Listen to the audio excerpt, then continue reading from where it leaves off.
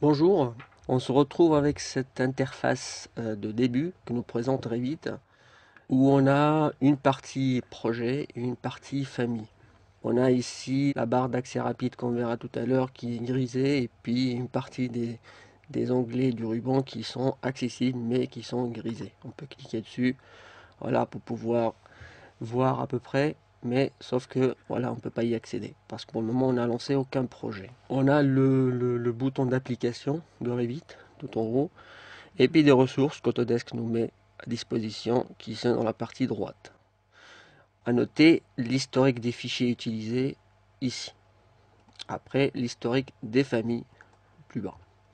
On remarque aussi qu'on peut ouvrir un fichier, en faire un nouveau, partir sur un gabarit architectural ou un gabarit de construction. C'est vrai que Revit maintenant nous permet d'automatiser tout ça au fur et à mesure. Et pour les familles, on peut partir sur ouvrir une famille existante, créer une nouvelle famille ou bien un nouveau volume conceptuel qui est aussi une famille dans Revit, mais que en cliquant sur ce bouton, je vais directement accéder à son gabarit.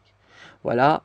Donc si nous on a envie d'ouvrir ou de faire un nouveau fichier complètement depuis le début, je vais sur nouveau et automatiquement il va me permettre ici d'accéder et de choisir de partir sur le projet pour créer un projet, de créer un gabarit de projet. Bon, on peut choisir, donc c'est des options qu'il nous proposait avant, architectural ou construction. Nous on va travailler évidemment sur le gabarit architectural.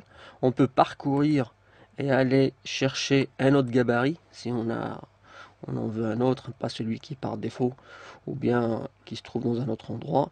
On peut à travers ce bouton parcourir aller le chercher. Moi je vais confirmer avec le gabarit qui est par défaut, qui est en l'occurrence le défaut métrique français. Je vais faire un nouveau projet et je fais OK. Voilà. À partir de là, Revit se lance avec le gabarit métrique français par défaut et il est chargé, il va charger un peu l'ensemble de ce que contient ce gabarit.